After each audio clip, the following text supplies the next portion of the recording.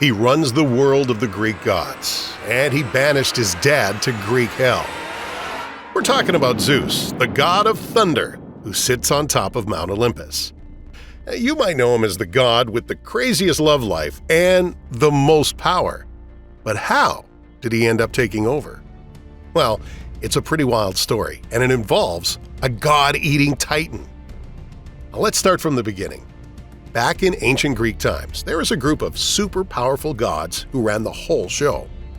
The leader of this group was Zeus, the sky god who looked out for both gods and regular folks. Now, Zeus wasn't just some tough guy.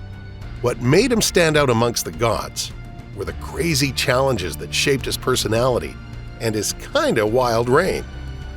So way before Zeus came into power on Mount Olympus, the whole universe was a space named chaos. So the ancient Greeks had this thing for turning everyday stuff into gods to make sense of how the universe worked. Some gods were inventors, creating the physical stuff we see, while others, known as primordial deities, were living embodiments of things we couldn't really explain. Take chaos, for example. It was this mythical character and also this big empty space at the very beginning of time. Out of chaos came three primordial gods: Gaia, the earth; Tartarus, the deep abyss; and Eros, the spirit of love. Eros got chaos and Gaia together, and bam! That's how the ancient Greek pantheon got its squad of gods, monsters, and spirits. Confused? Well, it gets even wilder. Among Gaia's kids was Uranus, who became the first big-shot ruler of the heavens. So thanks to Eros' influence, Uranus and Gaia became quite the power couple and ended up having almost 18 kids. And their kids were anything but typical. 3 huge cyclops, 3 super strong creatures called hecatoncheires, and a dozen other deities known as titans. So this is basically the OG ancient Greek creation story, laying the groundwork for Zeus's epic rise to the top. Now, Zeus was destined for greatness, but there were some serious obstacles in his way. The big boss of the hurdles? Cronus, leader of the 12 titans. And get this, Zeus's own dad.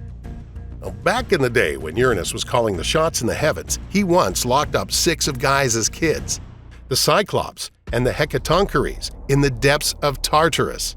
Now, here comes the juicy part. Gaia wasn't too thrilled with how things were going, so she talked to Cronus, the gutsiest of the Titans, into pulling a major power move, overthrowing his dad and claiming the title of the universe's big shot. In the beginning, Cronus' rule was all good times. It was even called the Golden Age in ancient Greek tales. The Earth was this carefree, everlasting paradise. But hold on, there's always a twist. A prophecy popped out, shaking Cronus' destiny. Just like his old man, Cronus was on the fast track to getting kicked off his celestial throne by his very own kid. And that's when things got dark.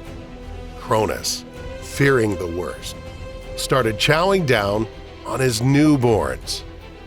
Luckily for Zeus, the baby of the bunch, he narrowly dodged that family dinner. Zeus's mom, Rhea, pulled a sneaky move, fooling Cronus into swallowing a rock wrapped up like a baby. And guess what? Rhea stashed Zeus on the down low on the island of Crete, where a nymph named Amalthea took on the role of babysitter for the king of the gods. So while hanging out in Crete, Zeus went through a glow-up, got older, stronger, and wiser. When he hit manhood, he crossed paths with Metis, this Titan goddess, who was all about wisdom. She hooked Zeus up with this sneaky poisonous drink to save his siblings from being stuck in Cronus' belly. Now, pay attention to this slick move. Zeus left Crete, turned into a cupbearer, and tricked Cronus by making Metis' poison look like a fancy glass of red wine. When Cronus took the bait and chugged it down, he coughed up all 5 of Zeus's brothers and sisters: Hestia, Hades, Poseidon, Hera, and Demeter. Together, the 6 siblings rebelled against the Titans and said, "Hey, we're running the show now." But of course, the Titans weren't exactly thrilled about it. There was an epic showdown. The Titans and the Olympians went head-to-head in a massive, earth-shaking war called the Titanomachy. This battle lasted a whopping 10 years, and at one point, it looked like the Titans might win. But Zeus had an ace up his sleeve. He unleashed the monstrous Cyclops and Hecatoncheires, the wild children of Gaia. Their power changed everything. When the dust settled, the Titans were toast. Zeus and his crew came out on top, ruling the heavens like the boss he was meant to be. Finally, Zeus secured the top spot on Mount Olympus, getting crowned as the king of the gods. But here's the catch. Just like his old man, Zeus had a bit of a temper and a knack for revenge. He became infamous for dishing out seriously painful punishments to anyone who crossed him.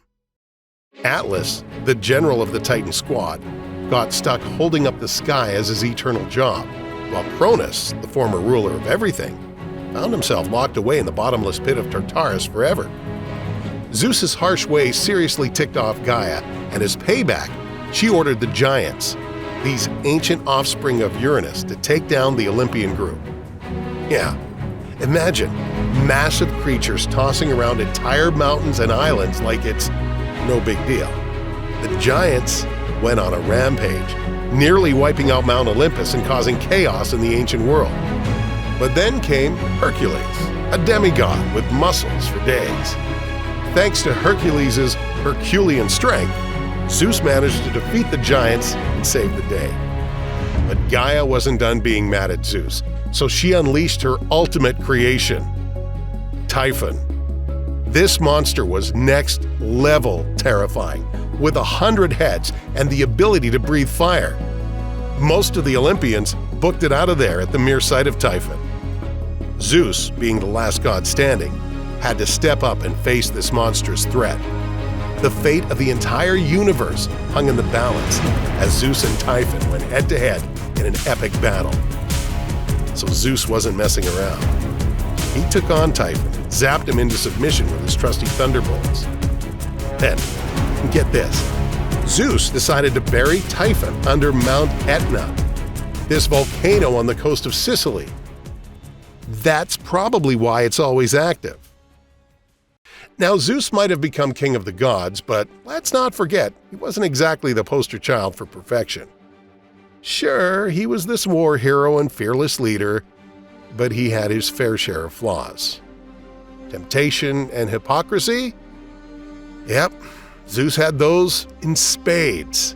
He'd hand out punishments left and right to other gods for messing with humans, but he wasn't exactly playing by the rules himself.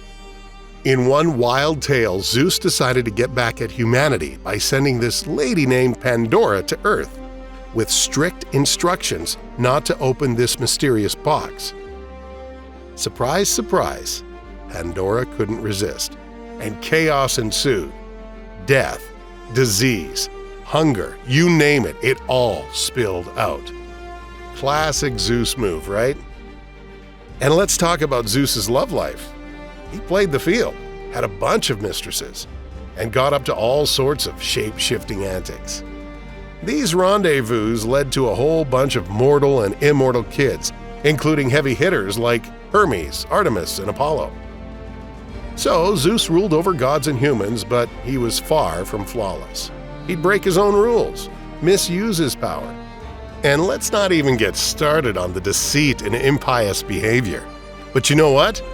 That's what made Zeus the ultimate symbol of ancient Greek ideals.